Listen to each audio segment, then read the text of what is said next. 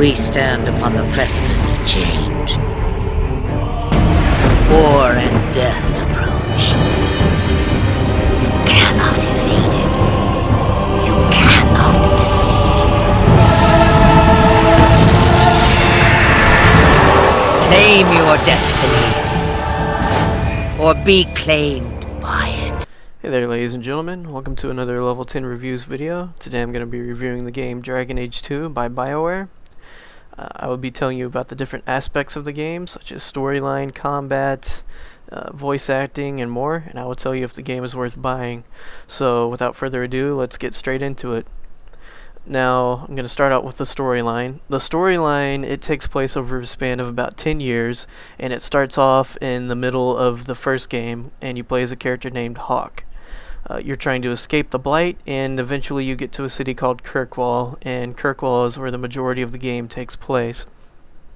Now, I felt that this story didn't live up to its predecessor at all. It's still a good story, but it's just not very satisfying, especially if you've played the first game.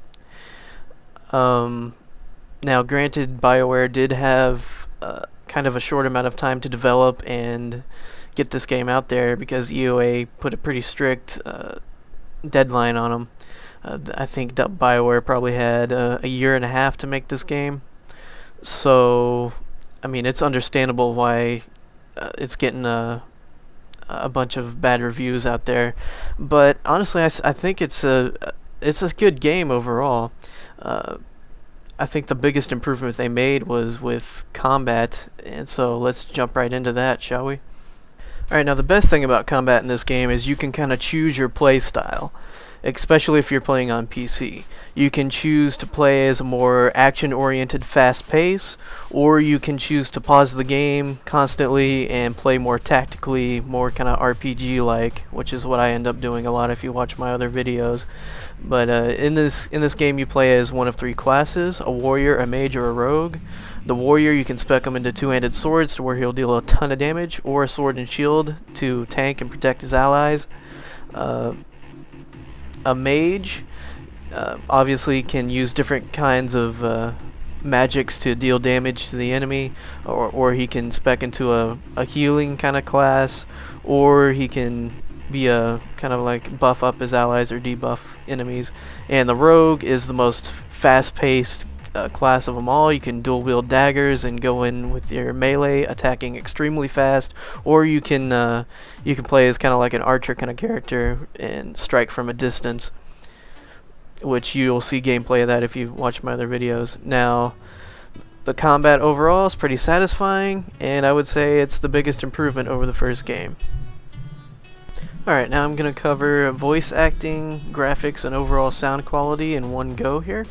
We'll start off with the graphics. The graphics I felt were not as good as the first game, to be honest. I thought they kind of got dubbed down a little bit. They kind of restylized it, and I do not like this new style at all. I mean, this is just personal opinion. Some of you may love this new style. I just feel it's a little bit more cartoonish, and honestly I like the look of the first game a lot better. So graphics doesn't really score that high for me here. Sound quality overall is pretty good. BioWare obviously, has had quite a bit of money backing them up for a while, so they've been able to make pretty good sound quality. I've had no real issues with it. Voice acting, this is what I have a few issues with. The companions and NPCs, I felt their voice acting was satisfactory, with a couple of pretty good performances, but your character, Hawk, I felt that his voice acting could have been a much better. I just felt they chose the wrong voice for him.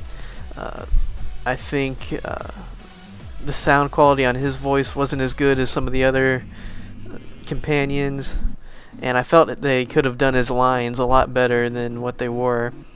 And just the character in general, I just want to touch on for a second. I felt that, when you play Shepard on Mass Effect 2 and something happens to one of your companions, Shepard is very concerned. If something happens to one of your companions in Dragon Age 2, Hawk is like, oh, well, that kind of sucks, and then it just moves on. For example, if one of your spouses dies, he's remorseful for about 30 seconds, and then it's okay, back to business. So that was really disappointing for me. I expected a lot more from your main character. But yeah, so let's move on to my official scoring of the game. Despite a few flaws, I'd say that Dragon Age 2 is still a good game.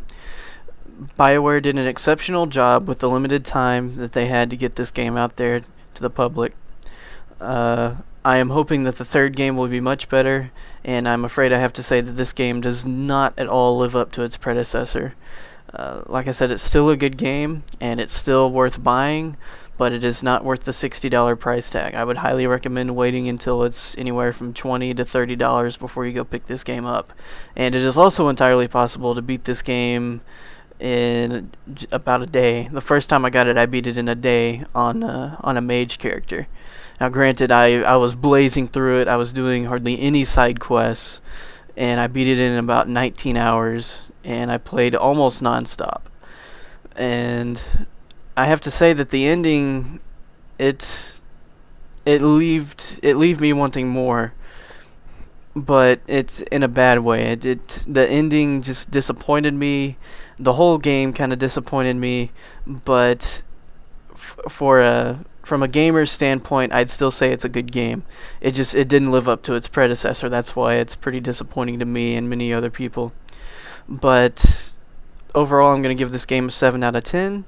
Please be sure to rate, comment, subscribe, and my next review will probably be of The Witcher, and I'll let you guys know more about that. Thanks for watching. Catch you later.